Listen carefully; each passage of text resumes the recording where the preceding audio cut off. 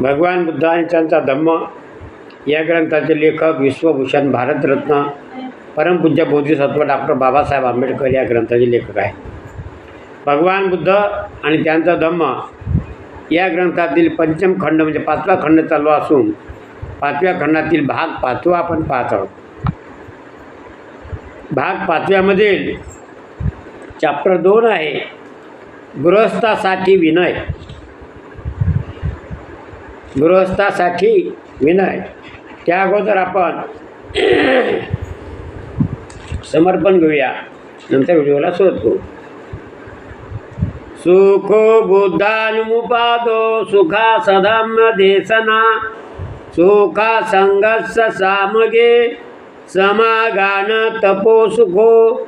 सुखद बुद्धाचा धम्म, सुखद बुद्धाचा जन्म, सुखकर सद्धम्म उपदेश, सुखकर संघ एकता, सुखद समूह तपस्या. धम्मपद बुद्धवर्ग 14:194. समर्पण संपलेलं आहे. आजच्या व्हिडिओला सुरुवात करतो. गृहस्थासाठी विनय या विषयावरील बुद्धाचे विचार सियालवाद सूत्रात अंतर्भूत झाले आहेत. एकदा भगवान राजगृह येथील विळवणातील कलंद निवासात विहार करीत होते.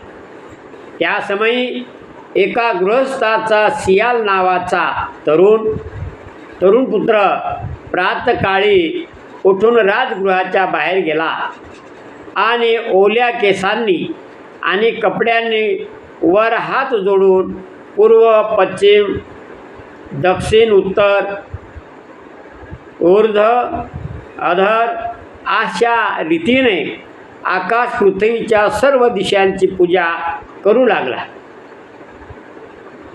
त्याच वेळी सकाळी भगवंतांनी चिवर परिधान करून चिवर भिक्षापात्र घेऊन राजगृहात भिक्षेसाठी प्रवेश केला. कष्ट आणि अष्टदिशांची पूजा करणारा सियाल त्यांच्या दृष्टीस पडला आणि त्यांनी विचारले, तो अष्टदिशाची पूजा का करीत आहेस? त्यावर सियालने उत्तर दिले, माझे वडील मृत्यूशय्येवर असताना मला म्हणाले, मुला, तू आकाश पृथ्वी सर्व दिशांची पूजा करीत जा. वडिलांच्या आज्ञेचा मान राखण्यासाठी भगवान मी अशा रीतीने पूजा करीत आहे. भगवंतांनी त्याला विचारले, व्यवहारी माणसाचा हा धर्म कसा ठरतो? सियालने उत्तर दिले, ह्याशिवाय व्यवहारी माणसाचा कोणता धर्म असणार? आणि जर असेल तर तो भगवंतांनी मला सांगावा. तरुण गृहस्था ऐक. आणि बुद्ध पुढं म्हणाले, हे तरुण गृहस्था ऐक, मी तुला व्यवहारी माणसाचा धर्म सांगतो. तरुण सियाल म्हणाला, ठीक आहे.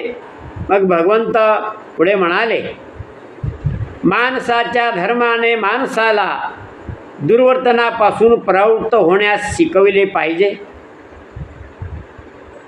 जीवहत्या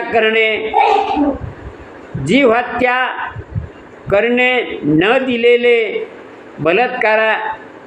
बलात्काराने घेणे, व्यभिचार करणे आणि असत्य बोलणे हे 4 दुर्गुण त्याने टाळले पाहिजे. सियाला हे लक्षात ठेव की पाप कर्मे ही पक्षपातीपणा, शत्रुत्व, मूर्खपणा आणि भय यामुळे घडतात. यापैकी कोणताही हेतू त्यांच्या कृत्यांच्या मागे नसेल तर त्याच्या हातून पापकर्म घडणार नाही. माणसाच्या धर्माने माणसाला आपल्या संपत्तीची उधळपट्टी करू नये असे शिकवले पाहिजे. मद्यपानाचे व्यसन, अवेळी रस्त्यावरून भटकत राहणे, जत्रातून परिभ्रमण करणे, जुगारांची सवय जडणे, कुमित्राची संगत धरणे आणि आळशी सवयी अंगी लावून घेणे यामुळे संपत्तीची धूळदाण होते. मद्यपानाच्या सवयीने सर्व 6 प्रकारची संकटे उद्भवतात. संपत्तीचा खराखुरा नाश, वाढती भांडणे, रोगाधीनता, शीलभ्रष्टता, अश्लील वर्तणूक आणि बुद्धिनाश ही ती 6 संकटे होत. आता अवेळी रस्त्यावरून भटकण्याने माणूस 6 प्रकारच्या संकटात सापडतो. ती म्हणजे तो स्वतः, त्याची बायको, मुले आणि त्याची मालमत्ता ही अरक्षित राहतात. त्याप्रमाणेच ज्या गुन्ह्याचा तपास लागला नाही त्यासंबंधी त्याचा संशय घेतला जातो. खोट्या अफवा त्याला चिकटतात आणि त्यांना तोंड देण्यात त्याला पुष्कळच त्रास सोसावा लागतो. आता जत्रेत भटकल्याने तो 6 प्रकारच्या संकटात सापडतो. ती म्हणजे तो सारखा विचार करीत राहतो की नाचणे, गाणे, बजावणे, काव्यगायन, झांजा, ढोलकी कुठे वाजत आहे का? जुगाराने मोहित होणाऱ्यावर येणारी 6 संकटे म्हणजे खेळात जिंकला तर त्याचे सहकारी त्याचा द्वेष करतात, हरला तर द्रव्यनाशाबद्दल तो स्वतः शोक करतो, त्याच्याजवळची नगदी संपत्ती व्यर्थ जाते, न्यायालयासमोर त्याच्या शब्दाला किंमत उरत नाही, त्याचे मित्र आणि सहकारी त्याचा तिरस्कार करतात, लग्नासाठी त्याला कोणीच मागणी घालत नाही, कारण लोक म्हणतात जुगाऱ्याला बायकोचे पालनपोषण कसेच करता येणार. कुसंगतीने 6 प्रकारची संकटे ओढावतात. ती म्हणजे त्याला कोणाही जुगारी, व्यभिचारी, दारूबाज, लबाड, पैसे खाऊ आणि हिंसक मनुष्याची मैत्री जळते. आळशीपणाच्या सवयीने ओढावणारी 6 संकटे म्हणजे तो म्हणतो,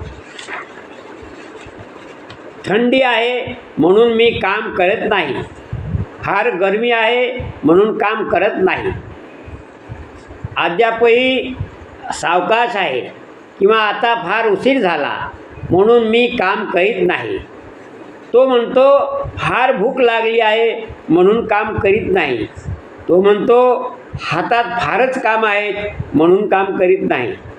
आणि अशा रीतीने जे करायला पाहिजे ते त्याच्या हातून घडत नाही, त्याच्या संपत्तीत भर पडत नाही आणि असलेली संपत्ती हळूहळू नाहीशी होऊन लागते. व्यवहारी माणसाच्या धर्माने खऱ्या मित्राची पारख करण्यास त्याला शिकवले पाहिजे. मित्र म्हणून म्हणवणारे परंतु वस्तुतः शत्रू असणारे असे 4 प्रकारचे लोक आहेत.